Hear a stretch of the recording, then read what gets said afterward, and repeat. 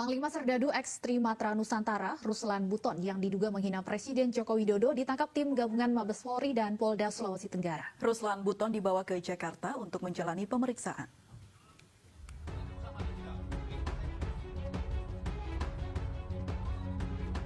Ruslan Buton ditangkap tim gabungan dari Mabes Polri, Polda Sulawesi Tenggara, dan Polisi Militer Kamis kemarin. Video penangkapan Ruslan Buton ini viral di media sosial.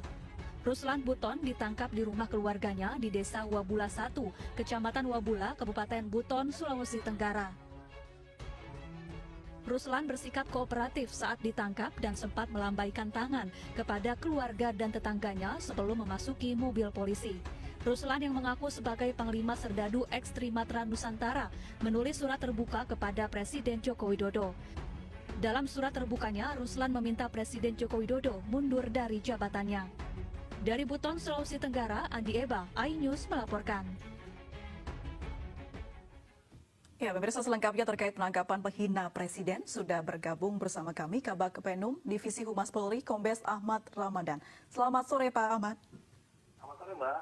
Baik, Pak Ahmad, setelah dijemput, di mana posisi pelaku Pak saat ini, Pak? Kami sampaikan dulu, Mbak, bahwa benar kemarin hari Kamis, tanggal 28 Mei 2020, sekitar jam 10.30, tim dari Bareskrim Polri dengan dibantu dari Polda Sultra dan Polres Buton telah melakukan penangkapan terhadap tersangka RB. Dalam wawancara singkat atau interview singkat, tersangka RB mengakui bahwa voice atau suara dalam rekaman tersebut memang suara milik si tersangka. Si tersangka mengakui bahwa setelah merekam dikirim ke grup WA Serdadu Ekstrim. Nah, untuk kasus tersebut penyidik menjeratnya dengan beberapa pasal berlapis. Yang pertama adalah Undang-Undang Nomor 1 Tahun 46 tentang peraturan hukum pidana, pasal 14 ayat 1 dan 2 dengan ancaman hukuman penjara 10 tahun.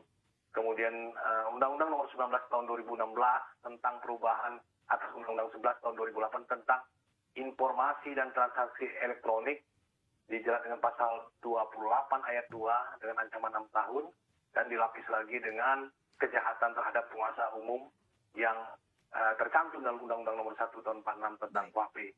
Baik, Itu, Pak Ahmad, dalam penyelidikannya, bukti-bukti atau fakta-fakta apa saja, Pak, yang ditemukan, Pak? Saat ini bukti yang telah diamankan oleh penyidik adalah handphone milik tersangka merek Oppo. Jadi di dalamnya sudah diperiksa dan memenuhi unsur-unsur tindak pidana untuk menjerat si tersangka. Baik, artinya untuk proses hukum dari tersangka RB ini dilakukan di Jakarta ya, Pak Ahmad? Ya, setelah ditangkap, tersangka sudah diamankan dan dibawa ke Jakarta dan saat ini ada di Bareskrim. Baik, sejauh ini ada pihak lain, Pak, yang mungkin kira-kira terlibat dalam hal ini? Saat ini sedang pendalaman penyidikan. Sampai saat ini masih ditetapkan tersangka masih RB sendiri. Tapi tidak menutup kemungkinan bisa ada tersangka lainnya. Iya, Pak Ahmad, selain tersangka RB, kemudian apakah sebelumnya kepolisian juga sudah pernah melakukan penangkapan terhadap pihak-pihak yang diduga melakukan penghinaan terhadap Presiden? Karena ini kan aturannya baru dikeluarkan oleh Kapolri awal April lalu ya, Pak ya? Enggak, Mbak. Jadi undang-undang ini seperti saya sebutkan tadi, nomor 3, kejahatan terhadap penguasa umum itu, undang-undang itu sudah ada sejak tahun 1946. Baik, Ya, jadi ini bukan hanya terkait dengan penanganan COVID ya, Pak? Oh, bukan, ya. Jadi ini undang-undang ini sudah ada, jadi bukan undang-undang baru. Yang undang-undang yang terbaru hanya Undang-Undang 19 tahun 2016. Sedangkan penyidik melapis dengan 3 undang-undang, Pak. Baik, Pak, kalau dari keterangan pelaku sendiri, apa yang mengakibatkan pelaku tersebut melakukan ini, Pak? Pelaku belum menyebut itu motifnya, belum menyebut motif apa yang disampaikan terhadap perbuatannya. Baru menyampaikan modus operandinya saja.